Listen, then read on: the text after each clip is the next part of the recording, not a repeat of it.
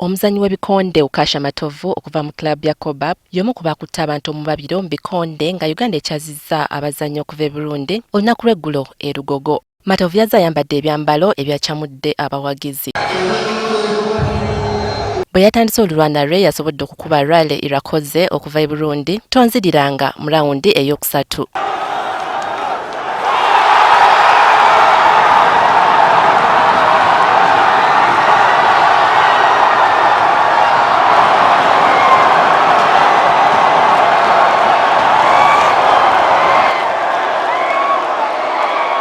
Mu buzito bwa lightweight ne middleweight Waswa Sali ne Richard Kasujja nabo beerisiza nkuuli.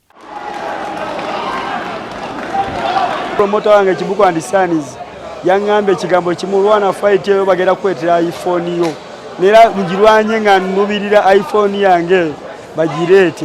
Mpa obudde coach wange Chimbowa era naye ampa obudde mpuliriza kyangamba. Mwana mwala Zahara Nandawula mu featherweight agamba nti okuwangula omuzannyi okuva e Burundi kyamwongedde amaanyi n'essuubi. Mpadde experience y'amaanyi n'okuba nti no kinkoledde kubo wakati national team njeetaaga ate buli ansala mu maaso nzija. Abazannyi b'ebikonde ab'eggwanga abasoba mu 20 be beetabye mu mpaka zino. Regina Nalujja, NTV Kusawemu.